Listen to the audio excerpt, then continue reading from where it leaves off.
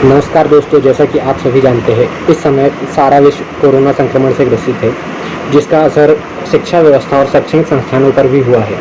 इस विषय पर चर्चा के लिए आज हमारे साथ उपस्थित है बैतूल जिले के प्रसिद्ध शैक्षणिक संस्थान तुलसी केमिस्ट्री क्लासेस के संचालक और शिक्षक प्रोफेसर तुलसी मालवीय जी, जिससे हम आज शैक्षणिक संस्थानों पर इस महामारी के असर को लेकर चर्चा करेंगे। सर्वप्रथम तो मैं माय बैतूल टीम और हमारे प्रिय प्रसेन मालवीय जी का कोटि कोटि साधुवाद करना चाहूँगा कि इस विकराल परिस्थिति में कोरोना वायरस से भयंकर ग्रसित कोचिंग संस्थान की तरफ ध्यान जो इन्होंने अर्जित कराया है, उसके लिए पूरी कोचिंग जगत की ओर से, कोचिंग संस्थान की ओर से मैं माय बैतूल टीम और हमारे प्रिय प्रसेन मालवीय जी का साधुवाद करता हूँ, बहुत बहुत धन्यवाद करता हूँ। सर, मेरा पहला सवाल आपसे है कि शैक्षणिक संस्थानों पर इस महामारी का किस तरह असर हुआ है?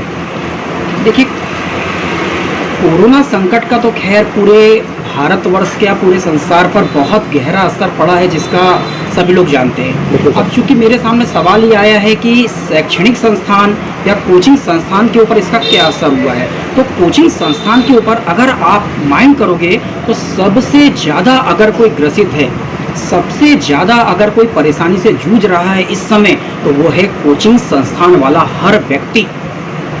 आप देख रहे हैं प्रतिशत जो कोचिंग संस्थान है हमारे बैतूल शहर के अंदर बोल दीजिए, चाहे बैतूल जिले के अंदर बोल दीजिए या पूरे भारत शहर के अंदर आप बोल दीजिए, 80 से 90% जो कोचिंग संस्थान है वो रेंट पर चलती है।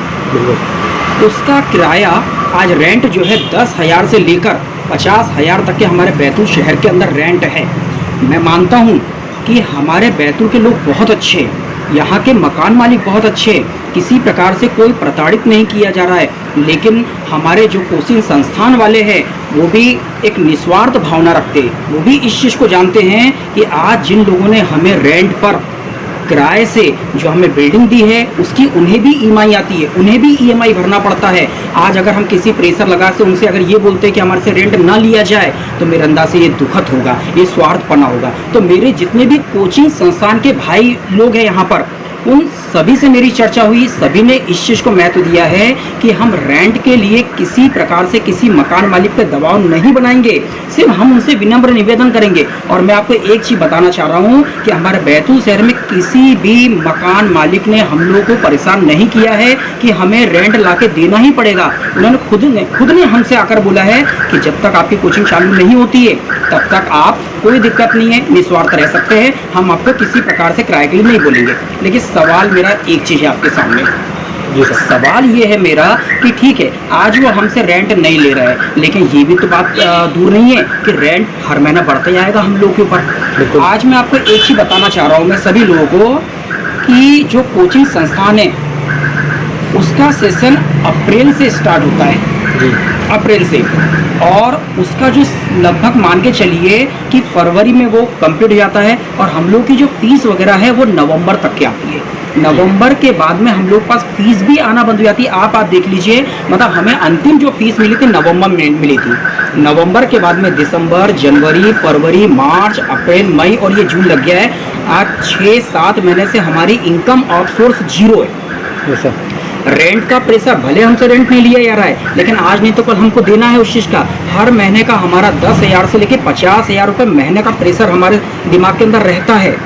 इसके अलावा आपको मैं बतला रहा हूँ, क्या हमें सब्जी भाजी नहीं लगती है, क्या हमें किराना नहीं लगता है, क्या हमें दूध नहीं लगता है, और भी ऐसी बहुत सारी चीज़ें। किराने के रेट भी आप देखिए कि आज मजदूर वर्ग बहुत कम होते जा रहा है, किराना का रेट भी बढ़ाना मजबूरी है लोगों की। तो वो किराना भी हमको, मतलब कैसे हम अपनी पूर्ति करेंगे, आप शायद इस चीज़ को समझ सकते बहुत अच्छी तरीके से। मैं आपको ये बताना चाह रहा हूँ कि कई हमारे टीचर बंधु जो कोचिंग संस्थान चला रहे हैं, उनमें से कई ने आज ऐसी परेशानी से जूझ रहे हैं कि जो इस विकराल परिस्थिति में सब्जी भाजी बेच रहे हैं, फल फ्रूट बेच रहे हैं। आप इसे समझ जाइए कि कोचिंग संस्थान वाला अचानक सब्जी भाजी बेचने पे, फल फ्रूट बेचने पे या अन्य कामों में कैसे उलझ गया। जरूर वो इस समय एक विकराल कंडीशन से गुजर रहा है।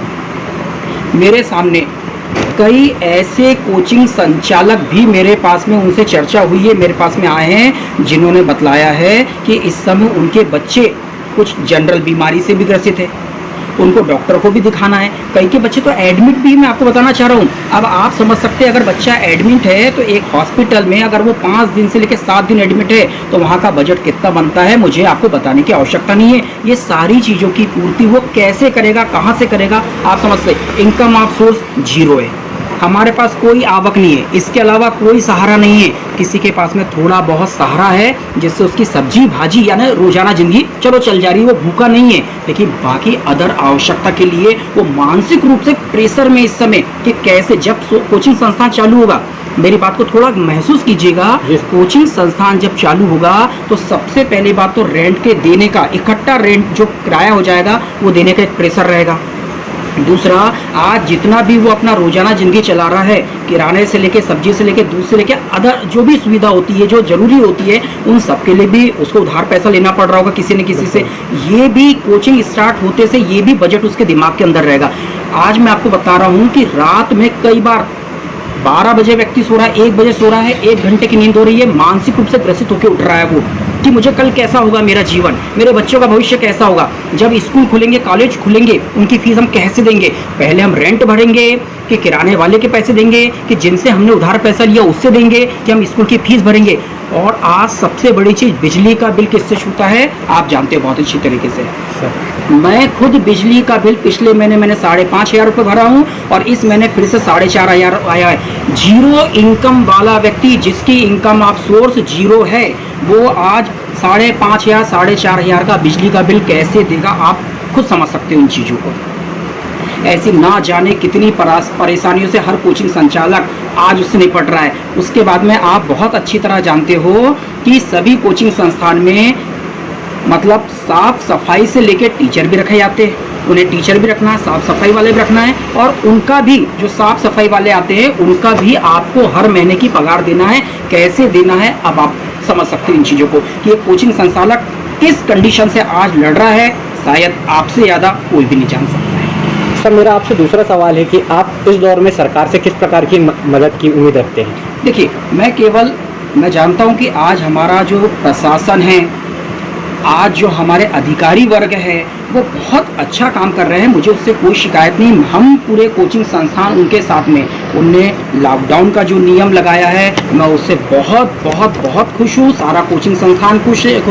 क्यों? क्योंकि लॉकडाउन जब लगा था उस समय किसी को ये नहीं मालूम था कि ये बीमारी कैसी है, इससे कैसे लड़ना है, कोई नहीं जानता था। और उस समय विदेश से भी लोग आना जाना कर रहे थे। मेरे अंदाज से लॉकडाउन नहीं लगता शायद हम भी संक्रमित हो सकते थे। तो उनका वो फैसला बहुत अच्छा है, मैं उसका साधुवाद करता हूँ। लेकिन आज की परिस्थिति में आपने हर नागरिक को ये सिखा दिया है कि इस विकराल परिस्थिति से, इस कोविड-19 नाम के जो वायरस है उससे कैसे निपटना, ये आपने सिखा चुके हैं। आपने हमें बताया है कि सोशल डिस्टेंस रखना चाहिए, आपने हमें बताया है कि मास्क का प्रयोग करना चाहिए, आपने हमें बताया है कि भाई सैनिटाइज़र, हैंड वॉश का हमें यूज़ करना चाहिए। बहुत सारी चीज़ें आपने हमें बताई है जिसको हमने भली भांति आज तक निभाया भी है। मैं अब सरकार से एक निवेदन करना चाहता हूँ कि बहुत जल्दी से जल्दी अगर आपने कोचिंग संस्थान की तरफ ध्यान नहीं दिया, कोचिंग संस्थान को अगर आपने चालू नहीं कराया है, तो मुझे लगता है कि आधी से ज़्यादा कोचिंग बंद होने के कगार पर रहेगी या बंद हो जाएगी। और कई टीचर, कई शिक्षक जो मानसिक रूप से आज ग्रसित हो रहे हैं, कहीं ऐसा ना हो कि उनका मानसिक संतुलन भी बिगड़ने लग जाए। तो मेरा यही निवेदन है सरकार से कि कुछ नियमों के साथ में आप कोचिंग संस्थान को चालू करने का हमें सहयोग प्रदान करें। हम आपसे वादा करते हैं कि जितने अच्छे नियमों को कोचिंग संस्थान जगत निभाएगा शायद ही कोई निभाएगा। जैसे मैं इस चीज़ पर चर्चा करना चाहता हूँ मैं कि हम कैसे नियमों को करके हम कोचिंग संस्थान को हम चालू कर सकते हैं। एक क्लास में मान लीजिए शुरुआत में आप जब कोचिंग संस्थान को आप चालू करवाते हैं तो हमें सोशल डिस्टेंस का विशेष ध्यान रखना है। और मुझे विश्वास है कि शासन भी यही चाहेगा कि अगर कोचिंग संस्थान चालू होते हैं तो सोशल डिस्टेंस पे विशेष ध्यान दिया जाए और शुरुआत में कम से कम बच्चों से उस चीज़ को चालू किया जाए। मैं ये कहना चाहता हूँ प्रशासन को कि आप कोचिंग 100% चालू कराइए, किसी भी प्रकार की प्रॉब्लम नहीं आएगी। क्यों? क्योंकि हम ऐसे नियम को निभा सकते हैं कि हम अगर मान लीजिए हमारी लाइन से हम चेयरें लगाते हैं तो हम 2 चेयरों के बीच में एक चेयर को खाली रखेंगे, जो कि सोशल डिस्टेंस का बहुत बड़ा वर्क करेगा। मतलब हमारी अगर मान लीजिए एक लाइन में हम 10 बच्चों को बिठाते मान लीजिए, तो हम उसमें 10 ना बिठा के हम 5 बच्चों को भी बिठा लेंगे या 4 बच्चों को बिठा लेंगे, बीच में एक कुर्सी खाली रखेंगे। आप चाहो तो उसको पीछे भी कर सकते हो, पीछे में भी एक चेयर को हम खाली रख सकते हो, उसके बाद में हम बच्चों को बिठा सकते हैं, जिससे सोशल डिस्टेंस का बहुत अच्छी तरह पालन होगा। इसके अलावा हम मास्क का भरपूर उपयोग करेंगे। जैसे ही बच्चा हमारे कोचिंग संस्थान में प्रवेश करेगा, बाहर कोचिंग के बाहर एक जो आपका सर्फ होता है उसकी हम बाल्टी से भर के रख सकते हैं। जैसे ही बच्चा आता है तो उसको इमीडिएटली तुरंत वहाँ पर हम पैर धुलवा सकते हैं सबसे अच्छी तरीके से, ताकि वो ना जाने किस स्थान से आया है, किस जगह वायरस हो सकता है, उसके पैरों पे अटैच हो, उसके कपड़ों पे अटैच हो, तो सबसे पहले हम पैरों को निरमा से धुला सकते हैं। इसके अलावा अगर प्रशासन चाहे, अगर मान लीजिए मशीन जो आती है आपकी सैनिटाइजर मशीन आती है, मुझे नहीं मालूम कि उसके अच्छे फ़ायदे हैं कि नहीं, प्रशासन बहुत अच्छी तरह जानता है।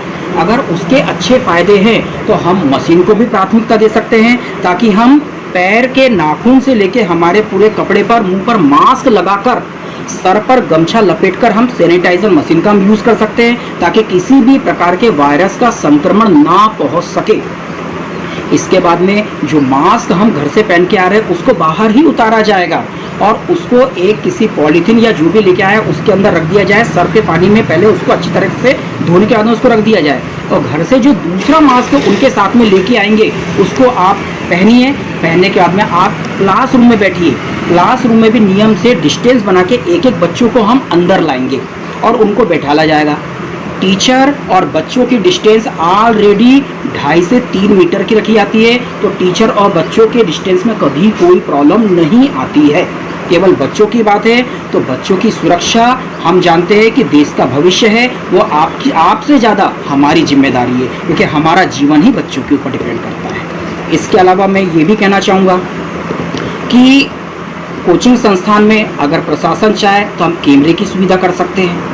आप दिन भर के वीडियो को आप देख सकते हैं। अगर किसी भी प्रकार के कोचिंग संस्थान में आपको ऐसा लगता है कि यहाँ पर बिल्कुल वातावरण ठीक नहीं दिख रहा बच्चों के हिसाब से, आप उचित उसके ऊपर कार्रवाई कर सकते हैं। लेकिन मुझे पूरा विश्वास है कि हर कोचिंग संस्थान शासन के द्वारा बनाए गए हर नियमों का भलीभांति पालन करेगा। और आज का बच्चा इतना सक्षम, इतना इंटेलिजेंट है, उसकी सोच इतनी अच्छी है कि आपने देखा होगा कि अगर रास्ते में कहीं केले का छिलका भी पड़ा होता है तो एक बच्चा उठा के उसको डस्टबिन में डालता है, तो बच्चा खुद अपने आप में एक सक्षम होता है, वो खुद इन नियमों का पालन करने के लिए तैयार होता है और शिक्षक की बात वो कभी भी नहीं टालता है। सर, मेरा अगला सवाल आपसे ये है जी कि आज दूर दराज क्षेत्रों में नेटवर्क की परेशानी है जी, उसके बावजूद ऑनलाइन क्लासेस चलाई जा रही है, ये किस हद तक संभव है? देखिए, मैं ऑनलाइन क्लासेस के माध्यम से जी शिक्षा देना कितना सार्थक है आपकी नज़रों में? बहुत अच्छी बात बोली है आपने ऑनलाइन के ऊपर। मैं एकदम ये तो नहीं बोलना चाहूँगा कि भाई ऑनलाइन पढ़ाई एकदम गलत है। हाँ, हम ये जरूर कह सकते हैं कि आज की परिस्थिति में चूंकि बच्चों को कुछ नहीं मिल रहा है, तो चलो ठीक है, कुछ नहीं मिल रहा है तो कम से कम बच्चा घर में बैठा हुआ है तो वो कुछ तो कर रहा है, कम से कम उसके दिमाग के अंदर कोई चीज़ तो जा रही है। लेकिन मैं आपसे एक बात जरूर कहना चाहता हूँ, ऑनलाइन जो क्लास चला रहे हैं, क्या आप जानते हो कि ऑनलाइन क्लास में बच्चा 1 से लेकर 2-2 घंटा मोबाइल लेके बैठा हुआ है? क्या उस मोबाइल का उसके दिमाग के ऊपर असर नहीं हो रहा है? क्या उसकी आंखों के ऊपर असर नहीं हो रहा है? मैं आपको बतला रहा हूँ कि बच्चा मानसिक रूप से ग्रसित भी हो रहा है इस चीज़ के कारण। मैं आपको ये भी बताना चाह रहा हूँ कि बच्चा इस चीज़ में चिड़चिड़ा होते जा रहा है। मतलब वो 1 घंटा 2 घंटे जब मोबाइल चला रहा है तो हम खुद हमारे घर में देख रहे हैं कि बच्चा चिड़चिड़ा हो रहा है। वो उसके बाद में मतलब पढ़ाई के साथ साथ गेम भी उसके अंदर खेल रहा है और माता पिता को पता नहीं लग पा रहा है, क्योंकि माता पिता 2 घंटे उसके पास नहीं बैठ सकते।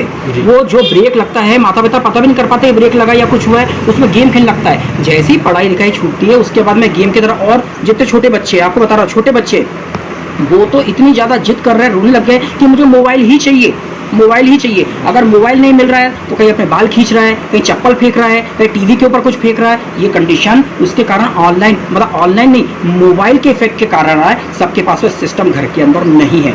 और मैं एक सबसे बड़ी चीज़ आपको बतलाना चाहता हूँ, मुझे ऐसा लगता है कि जो ऑफलाइन क्लास होती है उसका बड़ा महत्व होता है। आज मुझे आप बताइए 40 लोग क्लास के अंदर बैठे हुए या 20 लोग बैठे हुए या 50 लोग बैठे हुए, क्या हर बच्चे की मेंटलिटी एक समान होती है? समझने की क्षमता क्या सबकी एक समान होती है? बिल्कुल नहीं होती, सबकी क्षमता अलग अलग होती है। मैं आपको एक सच्चाई बतला रहा हूँ कि एक पूरी क्लास में 1 या 2 बच्चा ऐसा होता है कि जो किसी चीज़ को बड़े आसानी से ग्रहण कर लेता है। बाकी जो बच्चा होता है उसको जब तक आप एग्जाम्पल से नहीं समझाओगे तब तक उसको समझ में नहीं आता है। और एग्जाम्पल कई बार बच्चे के ऊपर खुद के ऊपर देना पड़ता है उसकी मेंटलिटी पहचान कर, क्योंकि हर बच्चों की अलग अलग मेंटलिटी होती है। कई बार हमको बच्चों को सोशल चीज़ों पे जाकर उसका एग्जाम्पल देना पड़ता है। कई बार हमें फिल्मों के अंदर भी जाना पड़ता है, फिल्मों के एग्जाम्पल भी देना पड़ता है, जिससे बच्चे के दिमाग में वो सारी चीज़ आती है। और दूसरा, बच्चा मानसिक रूप से ग्रसित नहीं हो पाता है, उसे हंसी मजाक करके भी पढ़ाया जाता है। क्या ऑनलाइन के अंदर ये सब चीज़ें पॉसिबल है या नहीं है, शायद मुझे बताने की आवश्यकता नहीं है इस चीज़ पर। सर, मैं आपसे निवेदन करूंगा कि आप हमारे देशवासियों को इस महामारी से बचने के लिए कुछ संदेश दीजिए। जी जी, बिल्कुल बिल्कुल बिल्कुल। मैं अपने देशवासियों से बस इतना निवेदन करता हूँ कि शासन और प्रशासन ने जो नियम बनाए हैं उन नियमों का आप सख्ती से पालन कीजिए। और मैं तो आपसे एक सबसे बड़ी बात ये कहना चाहता हूँ कि शासन और प्रशासन ने जो नियम बनाए हैं, अरे भाई आप खुद अपने नियम बनाइए ना। क्या आप ये नहीं चाहते हैं कि आपके परिवार की सुरक्षा आपके लिए मायने रखती है? मैं आपको बोलना चाहता हूँ, शायद आप अपने आप में बहुत बड़े ताकतवर होंगे, आप यंग होंगे, आपको ये लगता है कि हमारा इम्यून पावर बहुत अच्छा है, आपको ये लगता है कि क्या होता है अगर हम एक राउंड घूम के जाएंगे, हमारे दोस्तों से हम मिल लेंगे, हमारे रिश्तेदारों से मिल लेंगे, कुछ नहीं होता है मेरे अंदाज से, हम आके सैनिटाइज कर लेंगे। लेकिन मुझे एक बताइए, क्या किसी के चेहरे पे लिखा हुआ है कि उसके पास में संक्रमण, वो संक्रमण से ग्रसित है या नहीं? नहीं लिखा हुआ है किसी प्रकार से। अगर किसी भी प्रकार से आप संक्रमित के संपर्क में जाते हैं और वहां से आप घर पर आते, मान लीजिए अपने परिवार के लोगों से अगर आप मिलते हैं, तो मैं आपको बता रहा हूं कि हो सकता है कि आपका परिवार भी संक्रमित हो जाए, जिनका पता हो सकता है आपको 8 से 10 दिन बाद आए। और 8 से 10 दिन में जब आपको पता लगेगा कि आपका परिवार संक्रमित हो गया है, आप शायद कुछ भी ना कर पाओ। इसलिए मेरा आपसे हाथ जोड़ से निवेदन है कि खुद अपने घर के लिए नियम बनाइए और उस नियम का पालन कीजिए, सरकार के नियमों का भी भली भांति पालन कीजिए। और हाँ, मैं एक चीज़ बता रहा हूँ आपको कि आप डरी मत। अपने दिमाग के अंदर ये मत रखिए कि मुझे गले में प्रॉब्लम आ रही है तो मुझे संक्रमण हो गया होगा, कोरोना हो गया, मेरे सर में दर्द है, मुझे हल्का सा अच्छा नहीं लग रहा है तो मुझे कोरोना हो गया होगा। ऐसा बिल्कुल नहीं है। ये जनरल चीज़ भी हो सकती है, जिसे आप डॉक्टर से एक आपसी सलाह के द्वारा भी उसको आप अलग कर सकते हैं। और हाँ, एक चीज़ से और मत डरिए कि इस समय केस थोड़े से बढ़ते हुए नज़र आ रहे हैं, लेकिन मैं आपको बता रहा हूँ कि जो केस बढ़ते हुए नज़र आ रहे हैं, ये हमारे जो मजदूर भाई लोग हैं, जो बाहर फंसे हुए हैं, ये वो लोग आ रहे हैं। और सरकार इनको इमीडिएटली जो रेलवे स्टेशन है जहाँ पर उतरते हैं वहाँ पे भोजन की व्यवस्था करने के बाद में उनको क्वारंटीन कर रही है, उनको आम लोगों के संपर्क में नहीं जाने दे रही है किसी प्रकार से, और वो जल्दी स्वस्थ हो जाएंगे। तो इस चीज़ से आप घबराने की बिल्कुल आवश्यकता नहीं है। आप सुरक्षित रहिए, अपने वाले को सुरक्षित कीजिए, अपने आसपास वालों को सुरक्षित कीजिए, अपने परिवार को सुरक्षित कीजिए। कोरोना योद्धाओं के माध्यम से जो देश सेवा का कार्य किया जा रहा है, उनके लिए आप क्या कहना चाहेंगे? उनका मैं साधुवाद करना चाहता हूँ, क्योंकि मैं आपको एक चीज़ बता देना चाह रहा हूँ कि जो विभिन्न ना जाने कौन कौन से राज्य से, कौन कौन से जिले से आज हमारे बैतूल शहर में या किसी भी शहर में जो मजदूर वर्ग आ रहे हैं, आज 200, 300, 400, 500 किलोमीटर की यात्रा करके आ रहे हैं, भूखे प्यासे आ रहे हैं वो किसी प्रकार से। मैं आपको बता रहा हूँ कि जो हमारे कोरोना योद्धा है वो उनकी भोजन की व्यवस्था करा रहे, उनको डिस्टेंस से बिठा रहे, खाना बनाने के लिए भी पूरे प्रोटेक्शन का उपयोग कर रहे हैं, मास्क का हर चीज़ का उपयोग कर रहे हैं, उनके लिए बहुत अच्छी तरीके से सुविधा के साथ में पूरा ध्यान रखते उनके लिए भोजन बना रहे हैं और उनको भोजन करा रहे हैं। इसके अलावा मेरे जो पुलिस वर्ग हो गए हैं, मेरे डॉक्टर वर्ग हो गए हैं, और भी जो सामाजिक बंधु है वो अपनी अपनी भूमिका निभा रहे हैं। पुलिस वर्ग आपको बाकायदा हर जगह पर जो भीड़ है उससे निपटाने का प्रयास कर रहे हैं। आप बाजार में देखिए, बाजार में आज गर्मी का कितना भी मौसम हो, उनको कई बार वो 2-2, 3-3 घंटे पानी भी नहीं मिल रहा है, लेकिन जो पुलिस विभाग है वो लोगों को समझाइश देती हुई फिरती है कि भाई आप सोशल डिस्टेंस का पालन कीजिए। दुकान के अंदर जाती है, उनको वहाँ पर समझा रही है और हर प्रकार से वो संभाल रही। बहुत बड़ी जिम्मेदारी पुलिस इस समय निभा रही है, अपने आप को खतरे में डालकर ये सारी जिम्मेदारी निभा रही है और आपको समझा रही है। डॉक्टर, मेरे जो नर्स है, और भी जो भी इससे जुड़े हुए जितने भी लोग हैं उनका तो मैं बिल्कुल कोटि कोटि साधुवाद करना चाहता हूँ। वो मेरे लिए किसी भगवान से बढ़कर बिल्कुल भी नहीं है, वो मेरे लिए भगवान है बहुत बड़े। बिल्कुल ये समझ जाइए कि हम उनके लिए भक्त होंगे बिल्कुल। क्यों? क्योंकि इस समय आप देखिए कि इतना बड़े संकट से लोग दूर हटना चाहते हैं, लेकिन वो आपको प्यार, स्नेह, सब कुछ देके आपकी एक बच्चों की समान सेवा कर रहे हैं और आपके लिए ईश्वर से ही प्रार्थना कर रहे हैं कि आप बहुत जल्दी स्वस्थ हो जाए और आपका पूरी तरह से अपने परिवार से दूर होकर 24 घंटे आपके साथ ड्यूटी कर रहे हैं। मैं उनका नमन करता हूँ, साधुवाद करता हूँ, धन्यवाद करता हूँ। धन्यवाद सर, आपने हमें अपना बहुमूल्य समय दिया। मैं एक बार फिर माय बैतूल टीम प्रसेन मालवीय जी का बहुत बहुत धन्यवाद करता हूं कि उन्होंने अपना ध्यान कोचिंग वर्ग की तरफ लेके आया है कि आज सारे लोगों का, हालांकि मैं जानता हूं प्रशासन का, राजनीति का, सबका ध्यान है हर चीज़ की तरफ और धीरे धीरे हर चीज़ को वो चालू कर रहे हैं, मैं जान रहा हूं। लेकिन जो कोचिंग संस्थान की तरफ जो ध्यान माय बैतूल टीम ने लेके गए हैं, उसके लिए सारा कोचिंग जगत जो रहेगा उनका साधुवाद करेगा कि कम से कम सभी के दिमाग के अंदर जाएगा कि हम कोचिंग वाले इस समय कैसी प्रॉब्लम से जूझ रहे हैं, किस प्रकार हम अपने घर की पूर्ति कर रहे हैं, किस प्रकार अगर किसी के बच्चे मान लीजिए पीड़ित हो रहे हैं या बीमार हो रहे हैं, कैसे अपने घर को चला रहे हैं, उसके तरफ ध्यान आकर्षित करने के लिए मैं माय बैतूल टीम का बहुत बहुत कोटि कोटि धन्यवाद देना चाहता हूँ। प्रशासन से मैं फिर भी एक बार निवेदन करता हूँ कि वो जितनी जल्दी कोचिंग संस्थान को चालू करेंगे बहुत अच्छा होगा, क्योंकि सारी चीज़ों को चालू किया जा चुका है। जैसे सलून वर्ग भी चालू हो चुका है, आपने देखा होगा सलून में भी अगर कोई जाता है तो स्टूडेंट वर्ग सबसे ज़्यादा जाता है, बिल्कुल है ना। और आप ये भी देखते हैं कि सलून हो गया या पार्लर हो गया है, ये तो ऐसा काम है जो छुए बिगर नहीं हो सकता है ना। उसके लिए आप देखते होंगे जैसे सलून में अगर मान लो थ्रेड बनाना है या कटिंग करना है या पार्लर में करना है तो उसके लिए तो काफ़ी निकट जाना पड़ता है, सोशल डिस्टेंस को वहाँ पे तो भूला जाता है, आप जानते हैं। अगर ऐसी चीज़ आपने चालू करवाई है तो मैं आपसे निवेदन करना चाहता हूँ कि कोचिंग संस्थान को भी चालू कराइए। कोचिंग के हर व्यक्ति आपसे वादा करता है कि आप जो भी नियम बनाएंगे उसका हम सख्ती से पालन करेंगे, ये आपको मैं विश्वास दिलाता हूँ। बहुत बहुत धन्यवाद। धन्यवाद सर।